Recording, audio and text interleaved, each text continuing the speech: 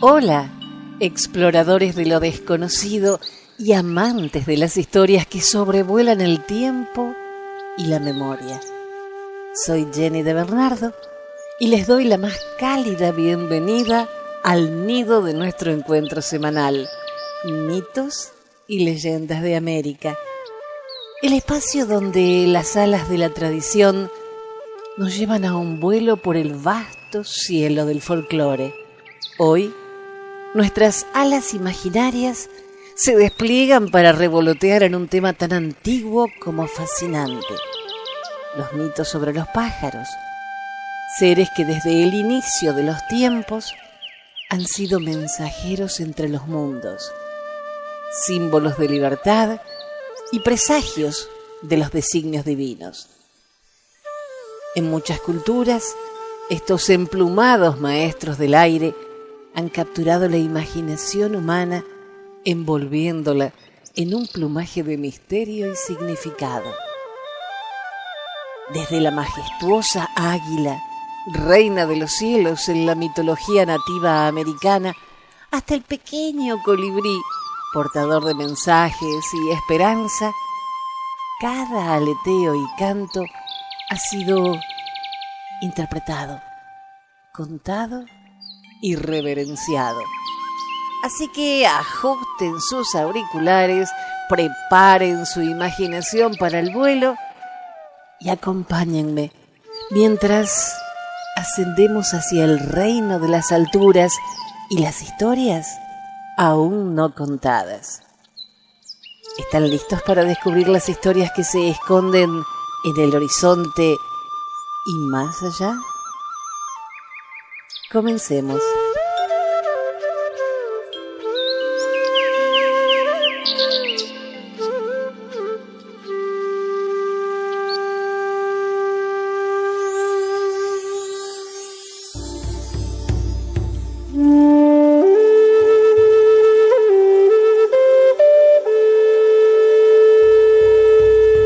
Esta es una historia adaptada de Lakota Life de Ron Salinger.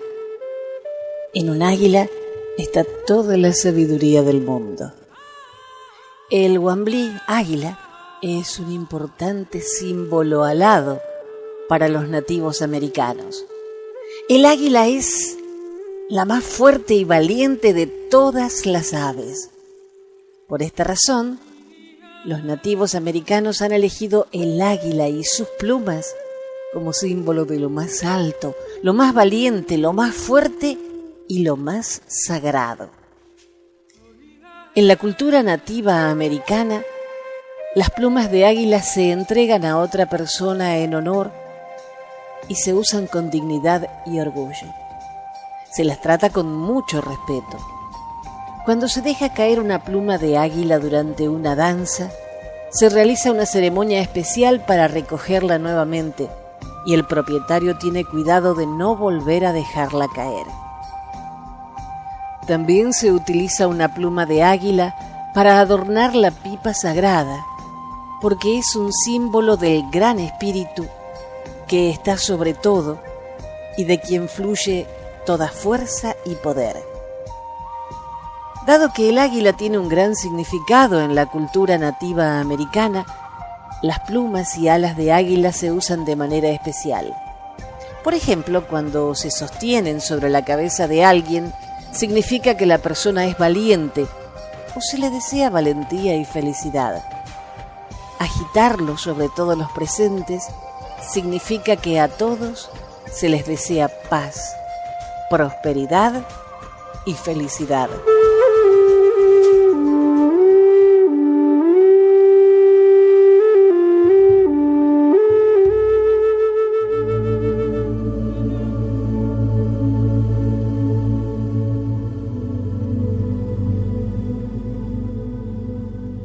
En un poblado de una tribu india había dos hermanos. Uno era alto, fuerte, competitivo. De todos los de su edad era el que más corría, el que mejor montaba a caballo y el más certero con el arco. El otro, en cambio, era más tranquilo, de formas suaves, le gustaba ayudar a su madre y pasear solo por el bosque, perdido en sus ensoñaciones. Los demás chicos se burlaban a veces de él diciendo que parecía a una chica, que nunca llegaría a ser un guerrero. Él a ninguna de estas provocaciones contestaba. Sabía que hay muchos tipos distintos de valor. Llegó el día en el que tenían que pasar la prueba y convertirse en guerreros. La prueba era sencilla, pero difícil. Tenían 4 lunas para irse del poblado y volver con plumas de águila. Si no lo conseguían, serían tratados como niños. No serían tenidos en cuenta, pues habrían demostrado no tener coraje. Algunos habían recibido graves heridas al enfrentarse a esta prueba, otros incluso habían muerto. Se marcharon, el mayor corriendo rápidamente y el pequeño andando con su paso tranquilo, como si fuera uno más de los muchos paseos que acostumbraba a dar por el bosque. El primero arrancó unas ramas, con una piedra las fue desbastando, hizo fuego y se construyó un arco rudimentario y unas flechas con las que cazar pequeños animales para comer. Su hermano también recogió ramas con las que se construyó un pequeño refugio donde guarecerse y recogió bayas y raíces para comer. Hecho esto, se fueron cada cual por su lado a explorar el bosque, por el lado de los riscos, a ver si veían águilas. No había muchas últimamente. Vieron un ejemplar magnífico y el mayor se apresuró a ponerle una trampa con un conejo que había cazado. Lo puso sobre un arbusto y se escondió debajo para, cuando el águila viniese a comer, arrancarle las plumas de la cola con los dientes mientras le sujetaba las peligrosas garras con las manos y las interponía entre él y el afilado pico. Pero no resultó nada bien. El águila, dándose cuenta de la estratagema, le atacó y tuvo que salir corriendo y refugiarse herido en una grieta entre 2 piedras. Rabioso cogió su arco y cuando el águila volvió a atacarle, apuntó. Esperó hasta tenerla bien cerca y le atravesó el ala. Rápidamente le pisó el cuello y le arrancó un par de plumas. «Esto es para que aprendas». Su hermano, que había contemplado la escena desde lejos, corrió a ayudarle, pero cuando llegó, todo había terminado. Sintió una gran pena por el águila ahí tirada y se acercó. Aún vivía. Fue a socorrerla, a ver si la podía curar, pero ésta no se dejaba y, mal herida, le tiraba feroces picotazos, así que se quitó su ropa y se la echó encima a modo de red. Con cuidado la inmovilizó. Le arrancó la flecha y, como pudo, vendó la herida con jirones de su ropa. Fue a buscar agua y plantas medicinales para prevenir la infección. Estuvo las 4 lunas cuidándola, velándola, ganándose su confianza con afecto, hasta que ella le permitió darle de comer al pico y no solo dejarle la comida delante y separarse. Ya tenía que volver. Su hermano hacía mucho que había regresado, pero él no se atrevía a dejar sola a su amiga aún herida, no hasta que estuviera recuperada del todo. Y justo antes de vencerse el plazo para la tarea encomendada, la llevó al borde del barranco y le suplicó: «Tienes que volar. Yo tengo que volver ya y no podré si no sé que tú estás bien. ¡Vuela!». El águila extendió sus alas y se lanzó al vacío. Al principio cayó como una piedra, pero luego se elevó y empezó a trazar majestuosos círculos en el cielo. Misión cumplida, pensó, es hora de regresar. Cuando llegó al poblado, todos lo vieron venir sin las plumas.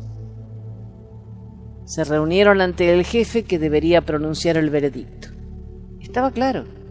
Diría que no era lo suficientemente valiente como para ser considerado guerrero. Estaban todos allí en silencio, expectantes. El jefe salió de su tienda y poniéndose delante de él le preguntó: ¿dónde están tus plumas de águila? Arriba, muy alto en el cielo, se oyó el grito del águila que nuestro amigo había curado.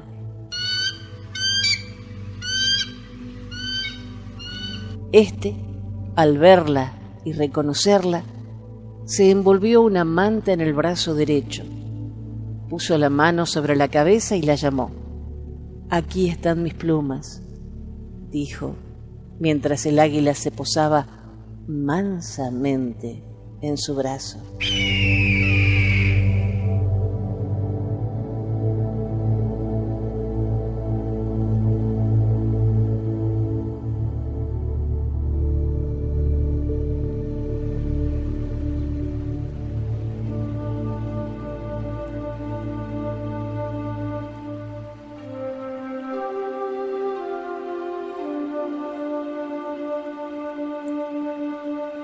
La leyenda maya del colibrí, el mensajero de los dioses. A menudo se señala que una parte de la cultura mesoamericana sigue presente en determinadas tradiciones de los mayas modernos. Asimismo, si en la actualidad podemos evocar y disfrutar también de todo ese panteón de dioses y de sus historias, se debe sobre todo a los libros del Chilam Balam. Esos escritos fueron redactados por los descendientes de los mayas a lo largo de la colonización española. De este modo y dentro de esta mitología, se hace especial referencia a dos deidades, Tepeu y Cuculcán. Quetzalcóatl, para los aztecas, fueron los creadores de todo el mundo conocido. Además de fabricar la tierra, las montañas, los ríos y los mares, dieron vida al ser humano y a los animales. A estos últimos se les atribuyó una labor y una función a cada uno. Ahora bien, cuando los dioses finalizaron esta compleja tarea de creación, se dieron cuenta de una cosa: se habían olvidado de dar forma a un mensajero, a alguna criatura que sirviera de enlace entre las deidades y los mortales. La leyenda maya del colibrí dice que tomaron una piedra de jade y entonces empezaron a esculpir una flecha con ella. Más tarde, una vez finalizada la pequeña obra, soplaron para retirar el polvo causado durante su tallado. Al soplar, una pequeña y reluciente criatura tomó vida y voló muy alto y muy rápido, con la viveza de las criaturas extraordinarias, con la magia de los seres que no parecen de este mundo. Tenía en sus plumajes los colores del arco iris, y sus alas eran como las de un insecto. A ese pequeño pájaro lo llamaron Xunuum. El colibrí es un ave tan pequeña y delicada que puede acercarse y nutrirse de cualquier flor sin moverla apenas. Se cuenta que los dioses mayas estaban fascinados con su creación. Adoraban observarla cuando las gotas de lluvia caían sobre el colibrí. Aquel animal brillaba de tal manera que parecía tener impreso en sus plumas el universo entero. La leyenda nos indica que esta ave se convirtió en portadora de mensajes entre mundos. No solo llevaba a los dioses aquello que los humanos pensaban, sentían o necesitaban. también traía información del más allá, de los difuntos. Se dice que si nos encontramos con un colibrí, significa que alguien que nos ama está pensando en nosotros.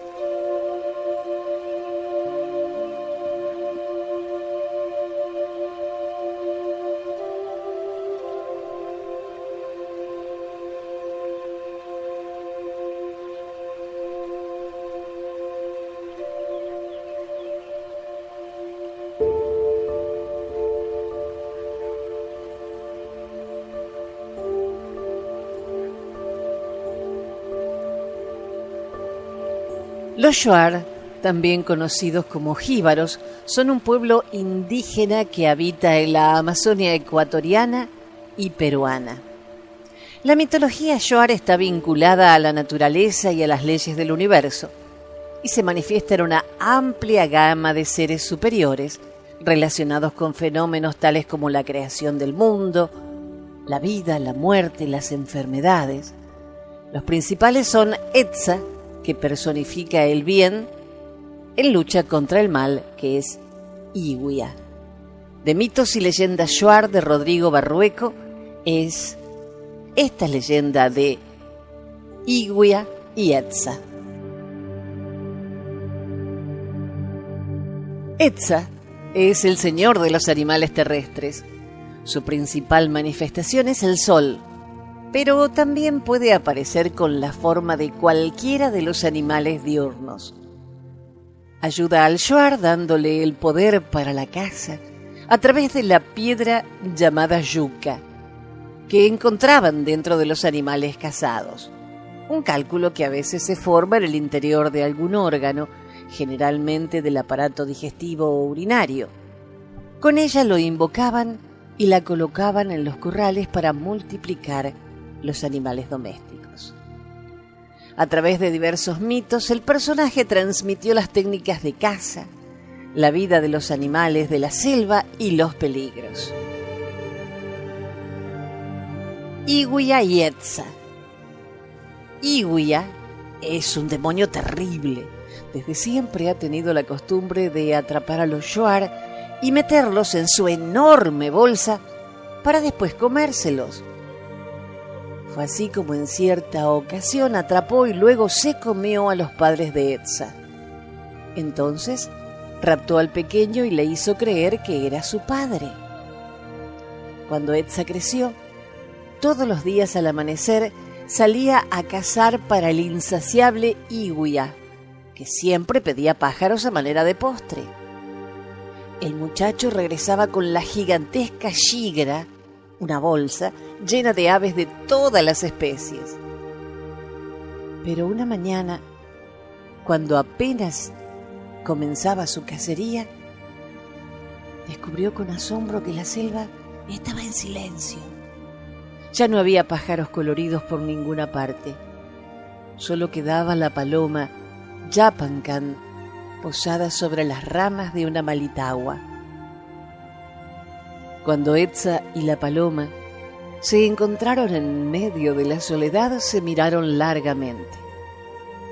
¿Me vas a matar a mí también?, preguntó Yapancan. No, dijo Etza, ¿de qué serviría? Parece que he dejado toda la selva sin pájaros. Este silencio es terrible. Etza sintió que se le iban las fuerzas y se dejó caer sobre el colchón de hojas del piso. Entonces, Yapancan voló hasta donde estaba Etza, y al poco rato, a fuerza de estar juntos, se convirtieron en amigos. La paloma Yapancan aprovechó para contarle al muchacho la manera en que Iguia había matado a sus verdaderos padres. Al principio Etza se negó a creer lo que le decía, pero a medida que escuchaba, empezó a despertar del engaño que había tejido Iguia. Y entonces, como si lo hubiera astillado un súbito rayo, se deshizo en un largo lamento. Nada ni nadie podía consolarlo. Lloraba con una mezcla de rabia y tristeza, golpeando con sus puños el tronco espinoso de la enorme malitagua. Cuando Yapancan se dio cuenta de que Etza empezaba a calmarse, le dijo: Etza, muchacho, no puedes hacer nada para devolverle la vida a tus padres, pero aún puedes devolvérsela a los pájaros. ¿Cómo?, quiso saber Etza. La paloma explicó: introduce en la cerbatana las plumas de los pájaros que has matado y sopla. El muchacho lo hizo de inmediato. Desde su larga cerbatana comenzaron a salir miles, millones de pájaros de todos los colores que levantaron el vuelo y con su alegría poblaron nuevamente la selva.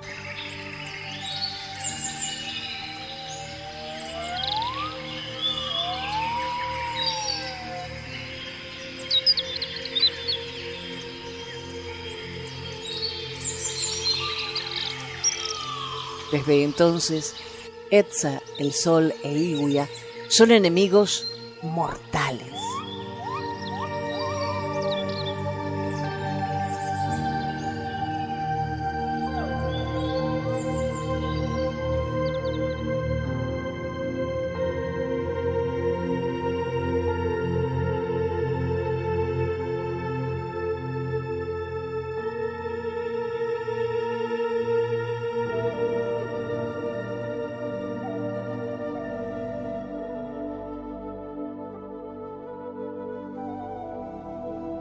Cuenta una leyenda quechua que hace mucho tiempo, en la época de los incas, los loros eran unos animales muy inteligentes. Tenían un lenguaje propio y eran capaces de razonar y usar la lógica igual que los humanos. Los incas, maravillados ante estas aves, decidieron mostrárselas a todos los jefes de la zona. Estos, al comprobar la facilidad que tenían estos animales para aprender conocimientos nuevos, ordenaron a los sabios que enseñaran a estas aves el lenguaje de los humanos. Además, le enseñaron todo lo que sabían, hasta materias tan complejas como las ciencias o las matemáticas. La intención de estos jefes incas era que los loros pudieran extenderse por todo el mundo y compartir de esta forma la sabiduría y la cultura inca con todos. ¿Qué hicieron los loros al regresar a la selva? Una vez que aprendieron el lenguaje de los indios y todos los conocimientos de los humanos, regresaron a su lugar natal, la selva, y pensaron: ahora sí que seremos los reyes de la selva. Sabemos todo lo que saben los humanos. No habrá nadie que consiga superar nuestra sabiduría y todos tendrán que respetarnos y obedecernos. Los loros comenzaron a gritar y a dar órdenes a todos los demás animales en el idioma de los humanos. Sus gritos eran tan estridentes que el resto de los animales se asustaron mucho. Además, los animales captaron en los gritos de los loros gestos de soberbia y prepotencia. Como los otros animales no estaban dispuestos a dejarse dominar por los soberbios loros, respondieron gritando más aún. El tono de voz de todos los animales aumentó cada vez más, hasta que la selva se convirtió en un lugar insoportable y ruidoso. El dios de las aves, al darse cuenta de lo que estaba pasando, se enfadó tanto con los loros por haber creado ese espantoso clima que decidió castigarlos arrojando un puñado de arena en el pico de cada uno. De esta forma, las lenguas de los loros se volvieron negras y perdieron además la capacidad de razonar. Y por eso, desde entonces, los loros solo son capaces de repetir lo que oyen.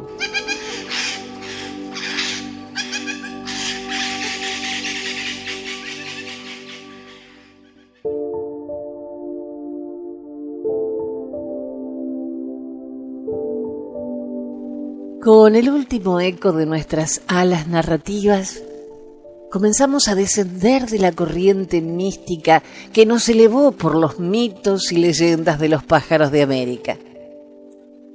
Hemos viajado a través de relatos que entrelazan cielo y tierra, donde las aves no solo cruzan los cielos, sino también las barreras entre lo natural y lo sobrenatural.